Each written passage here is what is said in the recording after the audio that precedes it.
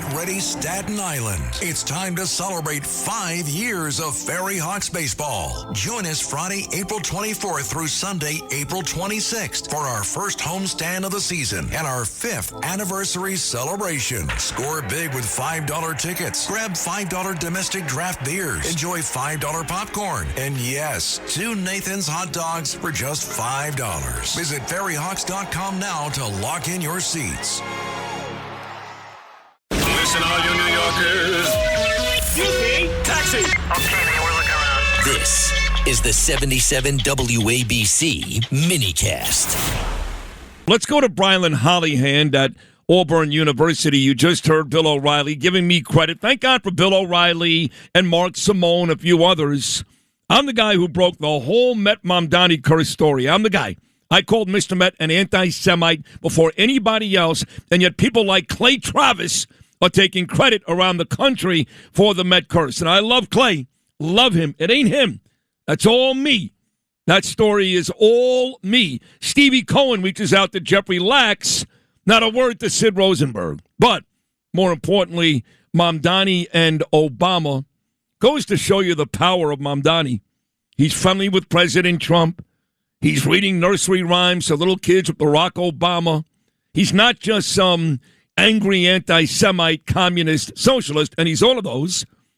He's actually a man of power at this point. But what does Brilyn think about this Mamdani-Obama Saturday together? We're going to find out right now. Brilyn, good Tuesday morning, buddy. How are you? Good to see you again, my friends, and happy late birthday. I hope you had a good one. Thank you, buddy. Thank you. Sunday, 2 days ago, I did turn 59, so the next one is the big one. So what did you think when you saw Obama hanging with Mamdani, reading nursery rhymes, the wheels go round and round, all that to these little kids on Saturday afternoon? What was your first impression? Well, the wheels certainly go round and round, but with socialism, there's not enough money to go round and round. So you can sell socialism with a smile in a picture book, but reality is going to catch up to you every single time. If the mayor's listening to your program this morning, since we know he's obsessed with you, Sid, I just want to make really clear that you cannot distract American kids with shiny objects anymore. We've woken up, we've smelt the roses, and I think that they've tried to act like for the last decade that we're crazy, that they do not do indoctrination. Where are you getting this idea? They've arrested moms at school board meetings. They've put Christians on terror watch lists across this country for trying to call out the opposition. And unfortunately, they've now taken that mask off. They're not just like hiding behind higher education and going through professors to try to get indoctrination in. No, they're literally going to the root of all of it in kindergarten classrooms across this country. And finally, what really concerns me here is what you just hit. Mamdani's power. Barack Obama, the still kingmaker of his party, who is still running all of the strings behind everything for every candidate in every race across the country, is buddying up with Mamdani. Mamdani is their party leader. If you say who is the leader of the Democrat Party right now, Mamdani and AOC, maybe Bernie, that's the rising stars. And so as you look at this party as a whole, it's run so far to the left since Kamala that it's unrecognizable to even a Democrat Party, say 4 years ago. You're right about all of that. And look, there's no coincidence that we're talking now about a presidential election that's less than 3 years away.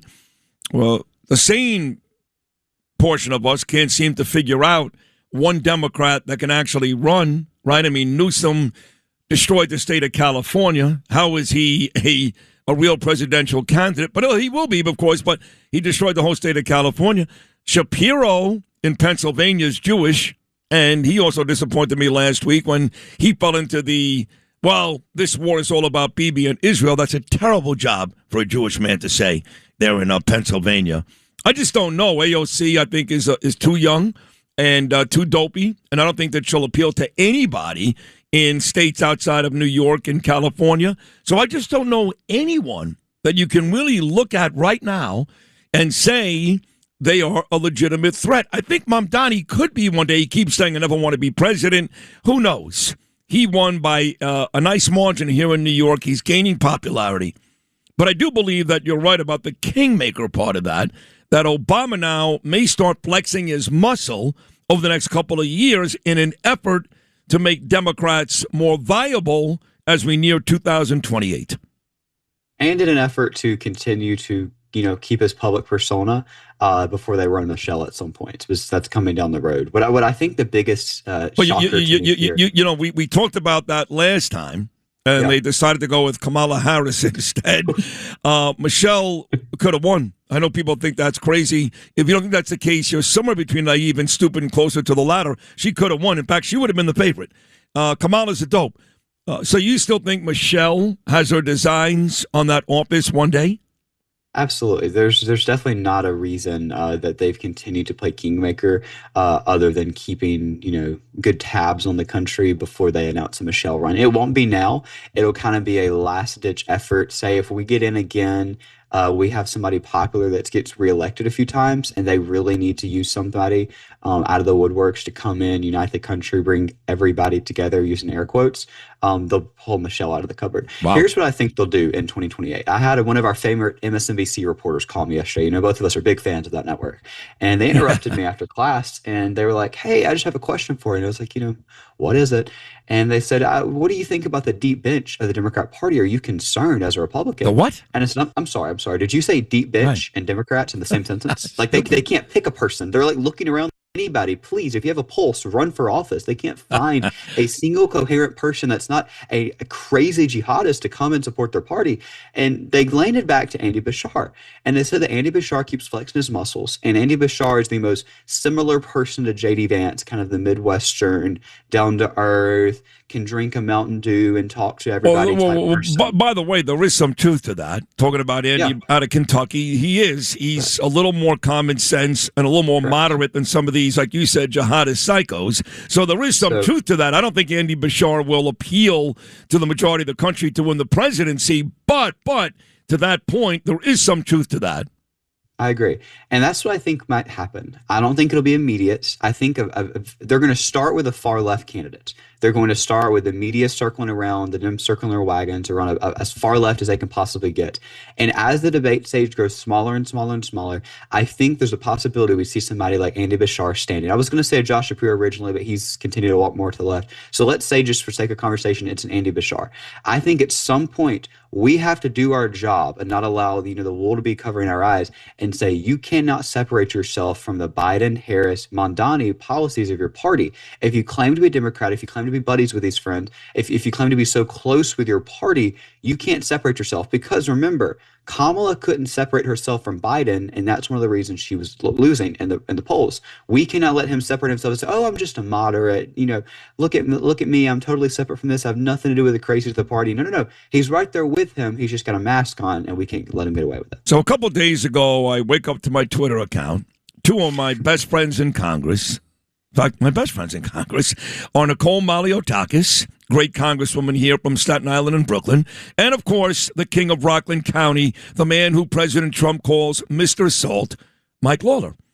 And, Brilyn, Nicole and Lawler are getting killed on my Twitter page. And I'm like, what is this all about? Come on, please. I'm worried about the Mamdani curse. Well, it turns out that all the folks on my page were actually suggesting, that Lawler and Nicole Maliotakis, accusing really, are about amnesty. So I brought both Mike and Nicole on this show to explain the Dignity Act.